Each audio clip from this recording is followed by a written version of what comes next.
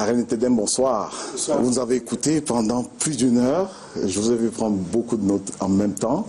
Ouais. Est-ce que dans notre démarche, vous avez retrouvé des zones d'ombre sur cette question? Est-ce que vous avez des propositions à faire à l'élite de la vallée du Thème en termes d'opportunités au plan économique et social devant ce type de projet? En tout cas, c'est pour nous, la production de cette émission, la préoccupation de ce duel, mais vous pouvez lui donner un autre sens. D'accord, je commence par saluer les populations de la vallée du Thème. Bonsoir, monsieur le maire. Bonsoir, docteur Arène Tedem. Je suis très heureux de vous retrouver après 10 ans. On se comprend? Bien entendu. Ok. Voilà. Alors, je vais commencer par faire des petites remarques. Alors, tous ceux qui s'amusent à promouvoir le tribalisme, à manipuler les identités ethniques, doivent savoir qu'en le faisant, ils se mettent à contre-courant de la construction de la nation camerounaise, qui est un projet qui tient à cœur non seulement le président en fonction, mais l'ancien président. Nous sommes une jeune nation et on ne peut pas être une nation forte si on a une superposition de communautés, n'est-ce pas, qui vivent en chien de faïence et qui sont tout le temps en train de s'adonner, n'est-ce pas, de s'attaquer mutuellement. Donc il faut d'abord que je fasse cette observation. Deuxième observation, je ne voudrais pas justement que cet épisode malheureux fasse croire aux gens que le peuple Ntoumou de la vallée du Thème est tribaliste. Je ne voudrais pas. Justement parce que il faut bien comprendre qu'au plan sociologique, tout peuple tient à son homogénéité sociale. Et c'est vrai dans tous les peuples du monde, y compris les Bamileke, qui en réalité, vous allez voir à l'ouest même, vous allez voir 2 villages voisins qui jusqu'à une date très récente n'étaient pas permis d'épouser les filles de l'autre village parce qu'on tient à cette homogénéité. Alors, donc, le véritable problème ici, c'est la population de la vallée du Thème, justement, qui a fait croire, enfin, à travers certaines déclarations de certaines personnalités, qui avaient, n'est-ce pas, une affaire de tribalisme orientée vers une certaine tribu, doit être, n'est-ce pas, rectifiée. Et je dis que là, il y a un problème important, celui de l'élite. Celui de l'élite.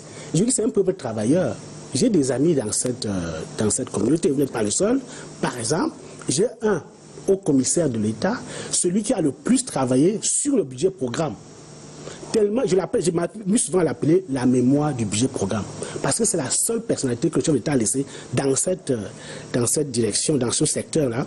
Il a tellement travaillé qu'il est aujourd'hui le directeur général du budget. C'est un ami. Je profite pour le saluer. Cyril Edou, alors c'est un ami. Et je travaille avec lui depuis autant d'années. Vous savez bien ce que je fais dans le budget programme. L'année dernière, j'ai eu un projet à la Banque mondiale pour le compte de la DGB sur, n'est-ce pas, la mise en forme, le nouveau format, n'est-ce pas, de la loi des finances relativement au nouveau régime financier de l'État. C'est justement au bénéfice. J'ai travaillé avec M. Edou. Au moment où je vous parle, je suis en train d'évaluer les projets de performance des administrations de toutes les administrations du Cameroun. C'est avec M. Edou.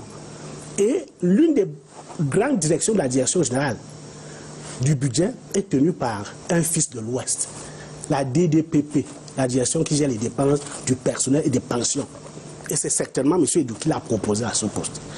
Alors on ne peut pas, justement, jeter l'anathème sur ce peuple en disant qu'ils sont tribalistes. Je voulais faire cette remarque. Et en cela, il faut dire qu'en réalité, quand vous regardez bien, n'est-ce pas, la vision 2035, qu'est-ce qu'elle dit? C'est la vision du président Paul Biya. Oui. Elle dit bien être émergent, démocratique et uni dans sa diversité. Donc, alors la diversité, c'est un atout. Donc en fait, pour que la nation camerounaise reste, il faut que ces communautés vivent en symbiose, que ce soit un atout. Alors cela dit, je veux vous poser une question. Est-ce que vous vous rappelez du feu Ateba Yéné? Yéné, ou Yéné? Ateba Yéné. Parce qu'il y a Ateba et Yéné et Ateba Yéné. Ateba Yéné, c'est le jeune qui était... Ah, c'est Yéné le plus jeune. Voilà, vous connaissez Je connais Ateba Yéné. Quand je vous dis Ateba, qu'est-ce qui vous vient à l'esprit? Le président du club éthique. Oui, Voilà, quelle expression, la pensée qu'il a propulsé devant la scène? Qu'est-ce qu'il disait justement? Le paradoxe du pays organisateur. Il faisait allusion à quoi, monsieur le maire? Les paradoxes du pays. Ce n'est pas une notion scientifique, mais dans le contexte camerounais, on peut comprendre. Il faisait allusion à quoi quand il parle du paradoxe du pays organisateur? Il faut dire que Ateba Yéné, qui finalement a été identifié comme écrivain, a commis plusieurs ouvrages. Il a même écrit sur le général Pierre Senghor toute une vie dans Mais vous avez lu le paradoxe du pays? Il a même écrit le guide du militant et de la militante selon les thèses de base. Allons un peu plus vite dans le vif du sujet. J'ai aussi lu les paradoxes du pays organisateur, mais je voudrais vous faire remarquer que chacun a le droit de penser. Il a exprimé son droit de penser, qui n'est pas forcément la vision de tous les ressortissants de la région du Sud. Il a écrit Paradoxe du pays organisateur pour faire allusion au fait que, pour vouloir montrer que le Sud n'est pas développé, et pourtant le président de la République vient du Sud. Mais moi, je peux vous faire une autre démonstration. Par exemple, le département de la vallée du Ntem et l'arrondissement d'Ambam, qui est un arrondissement du Sud, a plus de routes goudronnées. Les routes qui restent à goudronner dans l'arrondissement d'Ambam sont minables par rapport à ce qui est déjà goudronné. Donc, ça dépend du côté où on se trouve. Il a exprimé son opinion personnelle qui n'est pas forcément partagée par l'ensemble des... Arène Nitedem a précisé que ce n'était pas scientifique. Ce n'était pas scientifique, mais ce qu'on retient, c'est qu'il voulait attirer l'attention des pouvoirs publics sur le fait que, malgré le fait qu'il y a beaucoup de hauts commis de l'État qui sont de cette région, elle n'est pourtant pas si développée que ça. Il y a un déficit de développement. Donc le développement n'est pas corrélé, n'est-ce pas, au nombre de commis de l'État, de hauts commis de l'État qu'on peut avoir. Donc cela pour dire quoi? Pour dire que cette partie du pays a besoin du développement économique. Et les pouvoirs publics ont compris, puisqu'on a vu... Mais l'ancien maire d'Ambam dit qu'il n'y a pas de problème de route à Ambam. Non, ce n'est pas un problème de route. Le développement ne s'arrête pas à la route. Non, mais prenons la route. Oui, le développement, c'est les conditions de vie des populations, c'est l'aménagement du territoire, et c'est même le développement... Vous voyez bien l'index de développement humain, l'éducation, la santé, le développement. Donc, alors je dis ceci, s'il vous plaît. C'est pour en revenir au problème du développement. Comment vous entendez apporter le développement aux gens de la vallée du Tem? Ou est-ce que vous voyez les gens de la vallée du Tem 5 ans, 10 ans après? Est-ce qu'ils vont continuer à vivre la petite agriculture qu'ils font avec la houe et qu'ils vendent sur le marché transfrontalier, où vous avez une vision, n'est-ce pas, qui leur permettra de sortir et de se développer davantage? Puisqu'ils ont un atout, je vais vous dire quel atout. Le port en eau profonde de Kribi. Je peux vous dire, et ça je vous invite à observer la marche du monde. La marche du monde, n'est-ce pas, est commandée par les intérêts économiques. La colonisation a été justifiée par les intérêts économiques. L'esclavage, c'est les intérêts économiques.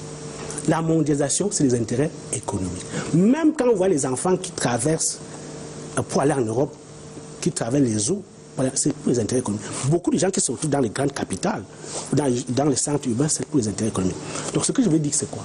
C'est que cette zone-là va faire l'objet de convoitises des investisseurs.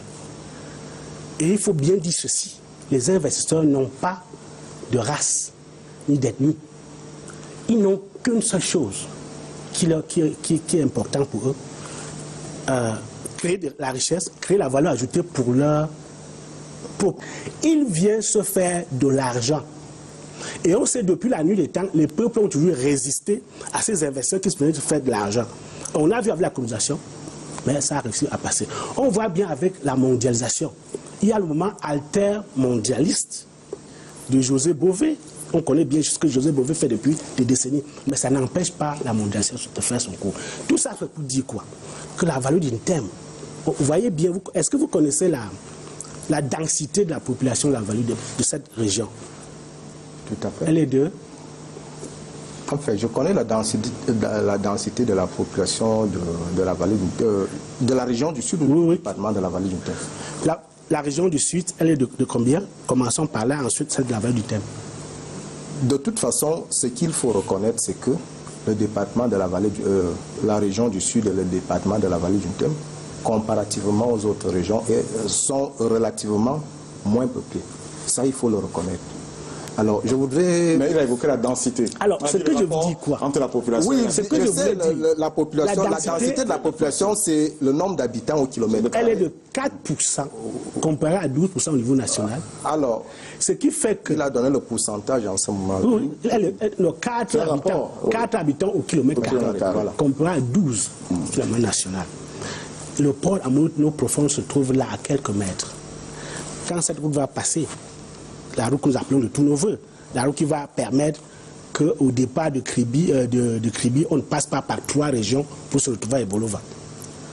Cette région fera l'objet de convoitises. Déjà de par sa situation géographique, stratégique, cette région de 3 frontières, de par cette faible densité, qui va faire que l'État, chaque fois, quand il sera sollicité pour, n'est-ce pas, des espaces d'industrialisation, on va faire appel à cette parcelle. Donc, ce que je vous invite à faire, c'est de pouvoir anticiper pour ne pas subir. Parce que si vous n'anticipez pas, vous allez subir. Comme on a subi la colonisation, comme les altermondialistes ont subi la mondialisation. Donc, il est temps d'anticiper. Et quand je dis vous, c'est l'élite de la région, l'élite de la vallée du Thème. Parce qu'en fait, le peuple suit ce que l'élite lui dit de faire. Il faut le comprendre. C'est l'élite qui réfléchit et donne au peuple. Et j'ai l'impression que dans ce cas, il y a eu comme une certaine manipulation. Alors, je vais vous dire, quand vous voyez le paradigme de développement qui est apparu, le nouveau paradigme de développement qui est apparu aux alentours des années 2000, l'État seul ne peut plus développer tout le pays. On a demandé à l'État de s'associer au CTD et au secteur privé. Or, nous avons tendance à nous arrêter au CTD comme partenaire de développement de l'État. Il y a le secteur privé. Justement, ça, je le dis parce que c'est un cas d'un acteur du secteur privé qui est impliqué là dans le développement. En réalité, nous sommes arrivés à un point où, avant que le ministre Eyébé ne réagisse, je disais qu'on doit comprendre le cri des populations de la vallée du Thème comme un cri de détresse tourné vers le gouvernement. Parce qu'il est en face des puissances de l'argent, des puissances économiques.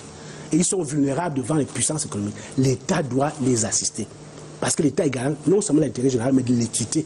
On a là des populations qui sont vulnérables devant ces puissances économiques qui viennent avec beaucoup d'argent. Et vous avez vu tout ce qui s'est passé. On a mis le maire, je vous connais de bonne foi, on vous a mis entre parenthèses.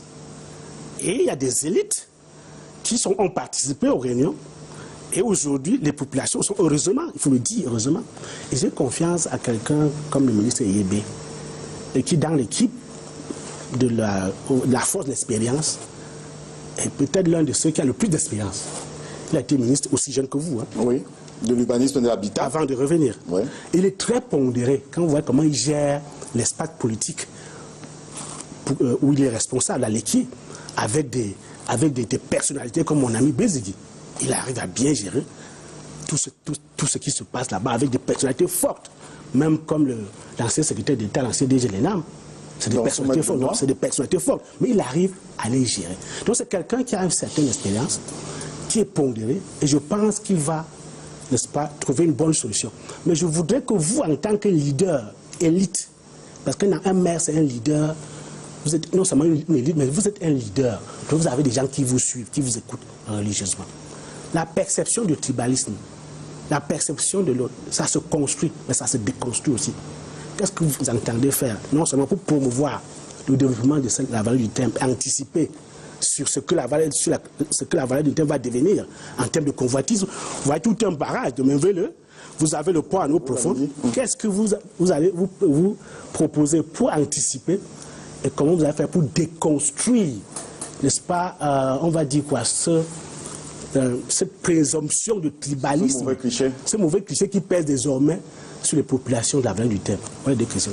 Je me réjouis de votre conclusion parce qu'il se dégage une unanimité autour de ce plateau nous sommes tous d'accord là-dessus, c'est que les populations du département de la vallée du Ntem ne sont pas tribalistes. Je voudrais aussi faire quelques commentaires. Je vous ai suivi de bout en bout, votre développement assez enrichissant. Pour dire que, en fait, vous-même, vous avez cité les infrastructures qui existent dans le Sud, qui prouvent que la région du Sud n'a pas été négligée.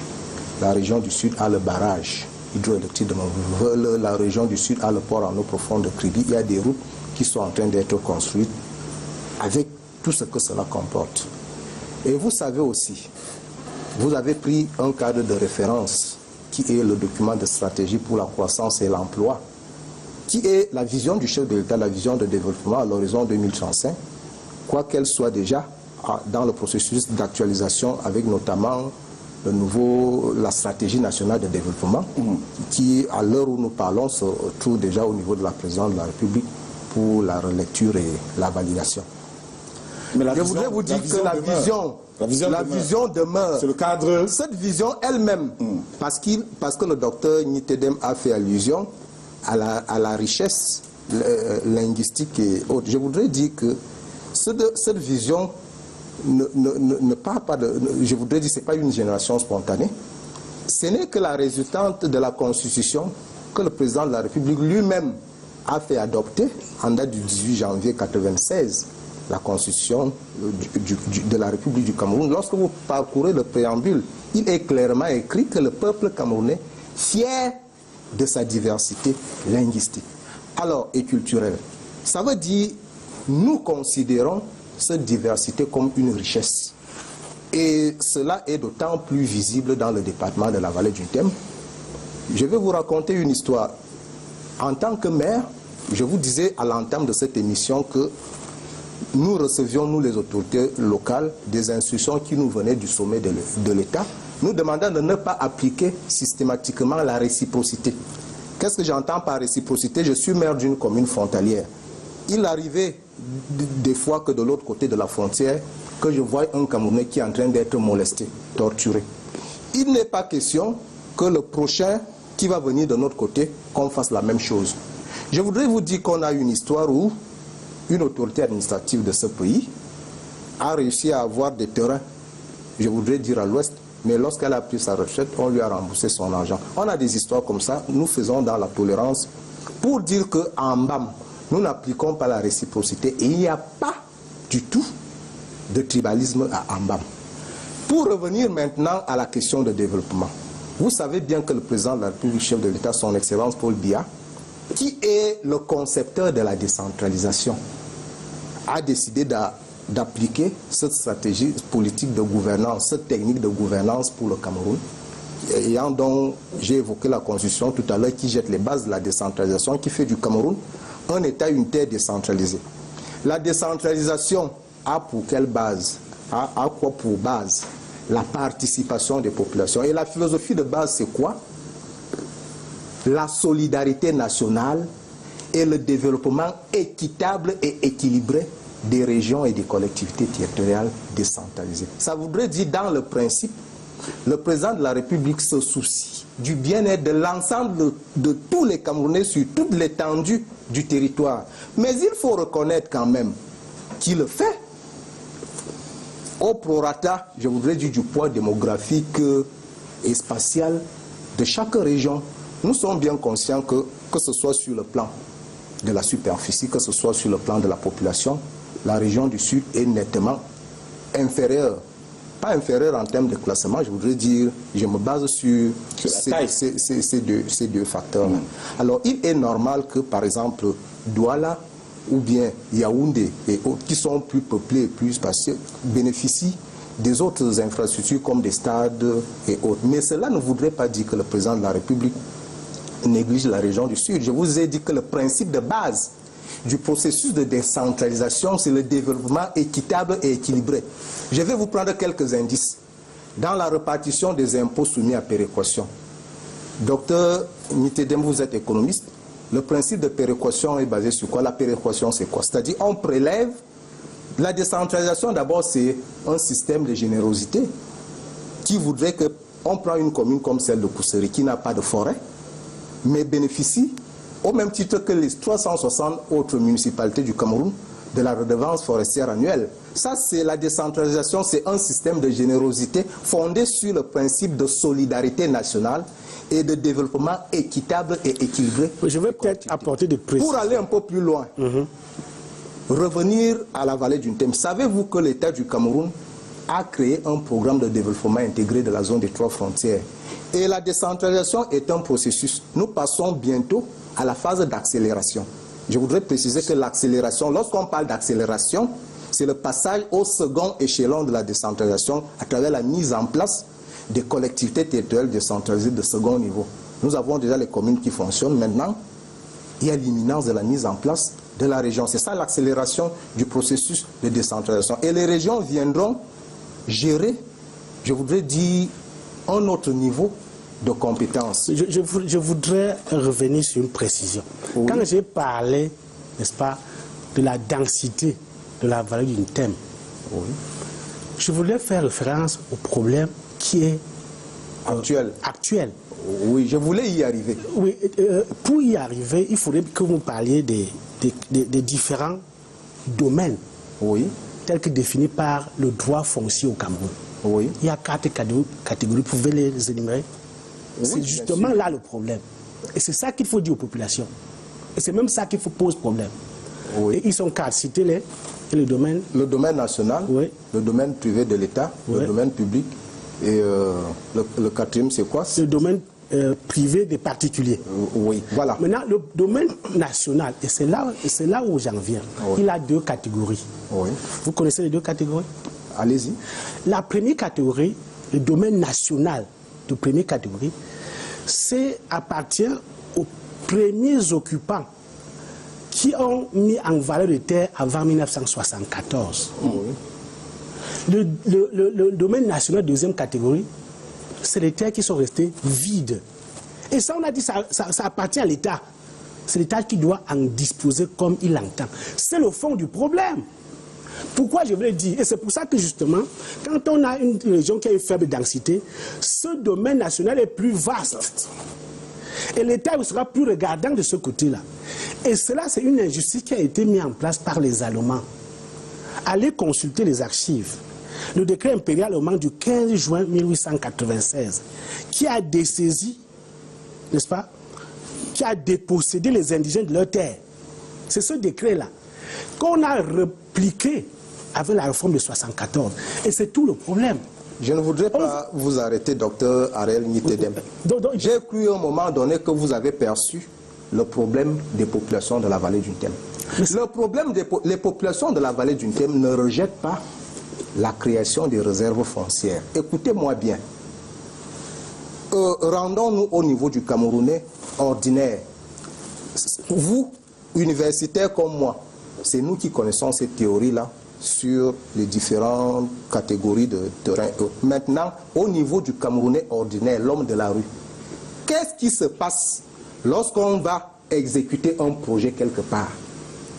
C'est de ça qu'il s'agit. On donne à manger. Est-ce que c'est ça la réponse? Lorsqu'on va faire un projet quelque part, vous parlez au Camerounais, on réunit les populations, on leur dit, on viendra faire ceci, et voici ce que ça va apporter avant de mettre le premier coup de machette. On donne à manger. La plainte des populations du département de la... Les populations ne rejettent pas le développement. Monsieur le maire, les populations... Monsieur le maire, oui. Est-ce qu'il s'agit de donner à manger? Entre autres, c'est la formule.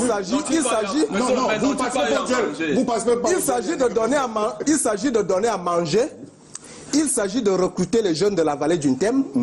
Il s'agit d'impliquer les populations dans le développement. Par exemple, nous militons pour le développement endogène. Je vous ai parlé tantôt de la décentralisation. Oui, ça, la décentralisation est fondée sur la participation des populations locales à la gestion des affaires locales. Juste que je veux qu'on avance. Il faut donc que les populations, ce que les populations demandent, c'est quoi? C'est de s'asseoir avec l'entreprise qui vient mener l'activité. C'est ça le problème. C'est le cœur du problème. Oui, parce que j'ai l'impression c'est que vous appréciez mal. Non, j'en arrive justement. La plainte. J'en arrive justement. Ça s'appelle, c'est ce que j'appelle la gouvernance forestière. Oui. C'est là où le gouvernement a failli. C'est un problème de gouvernance forestière. Donc il y a deux problèmes fondamentaux ici. Il y a le droit foncier qui est conflictogène, du fait qu'on n'a pas pris en compte ce que représente la terre pour les peuples bantous. La terre est une valeur culturelle chez nous, anthropologique même, avant d'être économique. Donc on n'a pas pris en compte cette valeur. Et la terre est une valeur affective. Le droit foncier n'a pas pris en compte cette réalité de chez nous. Et ce qui se passe dans la vallée du Temple pourrait se passer ailleurs, dans tout le pays. Parce que la terre a une valeur affective chez nous, elle a une valeur anthropologique, avant d'avoir une valeur économique. La valeur économique vient d'ailleurs un peu plus loin. Donc, et ça, c'est important. Donc, il y a cela qui n'a pas été pris en compte dans le droit foncier. Donc, le problème de fond, c'est le droit foncier. Donc, il y a une réforme foncière qui s'impose, qui doit prendre en compte, n'est-ce pas, ces réalités de chez nous, et qui doit corriger, n'est-ce pas, cette, on va dire,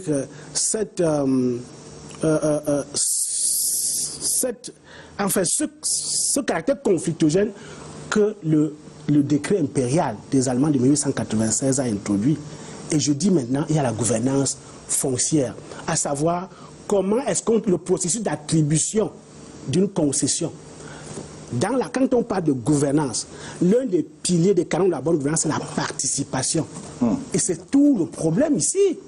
C'est tout le problème. Il n'y a pas de participation. Je voudrais compléter votre intervention en prenant l'exemple de la forêt communale d'Ambam.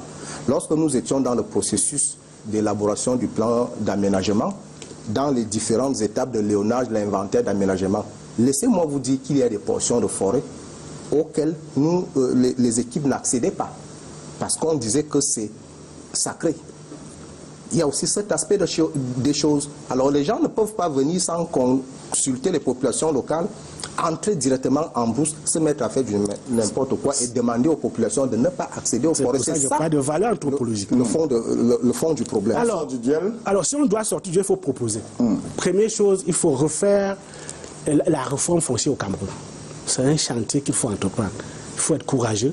Et cela doit se terminer ou bien déboucher sur un plan d'affectation des terres.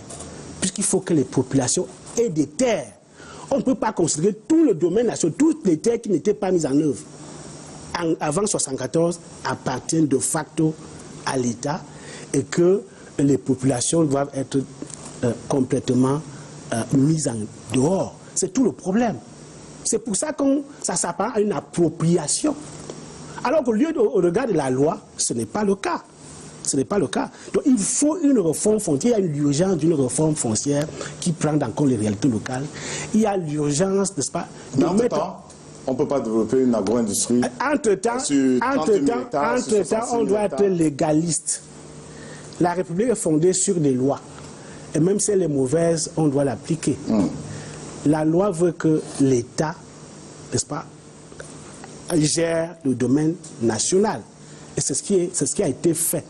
Sur la base des lois de la République, le gouvernement camerounais a attribué une concession sur le domaine national. Mais le problème, c'est que dans ce processus, il y a eu des irrégularités. Il y a et c'est ça le problème. Et c'est ça qu'il faut corriger. Du département de la vallée du Temple. Oui, justement, c'est ça qu'il faut corriger. Donc le ministre a ici... Le ministre des Domaines a eu le temps d'exploiter le rapport du préfet. Parce que le préfet, lors de la réunion, nous a dit « Je ne vais pas changer une seule virgule. Tout ce qui a été dit ici, je vais tout transmettre sans changer une seule virgule. » Et c'est sur la base de ce rapport que le ministre des Domaines a eu la vérité.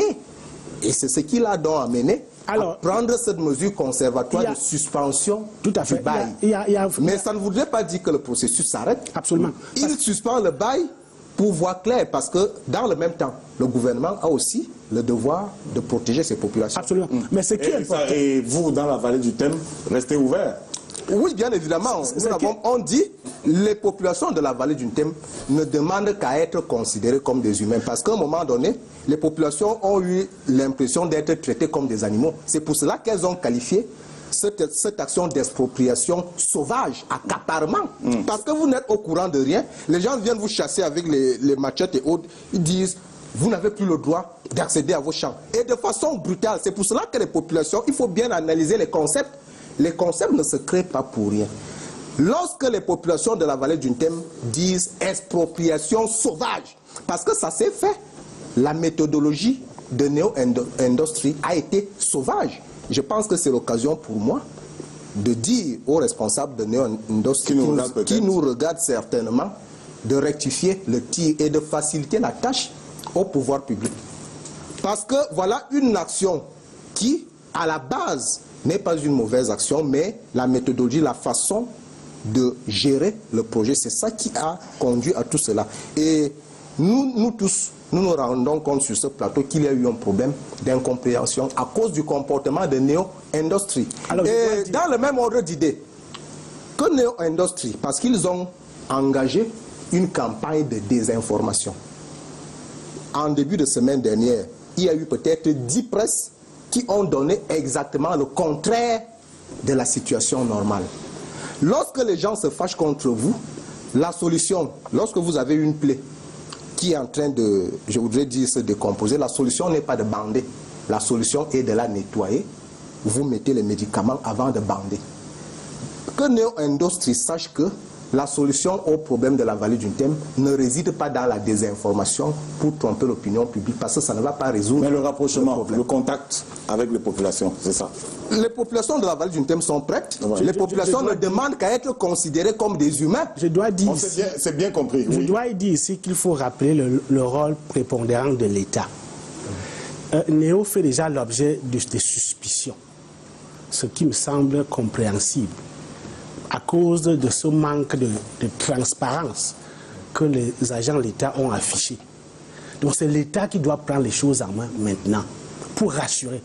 Parce que quand on dit que c'est un investisseur qui arrive et qui n'a pas de tribu, il se comporte comme un Français, un Turc, il vient se faire de l'argent d'abord pour lui-même et pour ses associés. Mais pour que les conséquences positives qu'on attend soient effectives, il faut que l'État soit présent pour garantir qu'il y aura effectivement développement, qu'il y aura aménagement du territoire, qu'il y aura, qu'on va effectivement recruter, comme vous dites, qu'il y aura création d'emplois. Parce qu'il ne faut pas oublier qu'une entreprise privée est là pour se faire de l'argent, pour maximiser le profit. Et dans cette course à la maximisation, ils ont un comportement opportuniste. Il n'y a que l'État pour limiter. Donc l'État a un rôle prépondérant. Parce que c'est un exemple que les autres investisseurs regardent. Les autres investisseurs potentiels, les investisseurs directs étrangers dont le Cameroun a besoin, l'économie camerounaise a besoin, regardent cet exemple. C'est un exemple, n'est-ce pas, de l'assainissement de l'environnement des affaires. Donc c'est important pour l'État de redorer le blason ici de l'attractivité de la destination Cameroun pour les investissements. Et l'État doit jouer son rôle. L'État est au pied du mur. C'est l'État qui doit mettre les deux d'accord. C'est l'État qui doit mettre les deux ensemble, rassurer les peuples, les populations de la vallée du Nthème et amener, n'est-ce pas, Néo à tenir compte, n'est-ce pas, des idéateurs des populations, en mettant en place un cahier des charges et en tenant à sa mise en œuvre. Merci. Merci à Rémi Tedem. Je voudrais simplement signaler que les coups de colère des autochtones au moment de l'installation de projets de développement ne sont pas l'apanage de la vallée du Nthème. Nous avons nous-mêmes en souvenir, tout près de nous, tout près de nos studios, Canal 2 ici à Yaoundé et Toudji, à l'hôpital gynéco-obstétrique, on a vu les populations sortir machette et couteau contre le Premier ministre Mafani Moussongue. En son temps, je crois que ça a été réglé plus tard, on a répétitivement dans la Haute-Sanaga, je pense à Koteng et Mbandjok, les populations qui en ont parfois contre la famille Vulgrin, en tout cas celle qui a Sosucam en ce moment. On a vu un projet avorté comme ça à l'Est, on en voit un peu partout au Cameroun. On ne va pas en même temps stigmatiser ceux de la vallée du Nthème. Je crois que le message a été lancé. On espère aussi que les entrepreneurs au niveau de néo-industrie ont bien compris il y a un précédent culturel à régler. Merci à Reine Nitedem pour ces éclairages. On espère que nos téléspectateurs ont su en profiter. On vous retrouvera bientôt, très bientôt, pour d'autres éditions de la Reine et d'autres émissions de Canal International. J'ai appris que vous repartez sur Douala très tôt le matin. Bon voyage. Merci. Nous allons donc prendre 2 questions de confrères. Le temps qu'Alain Gisant Kanga s'installe pour la synthèse de cette arène. Nous avons encore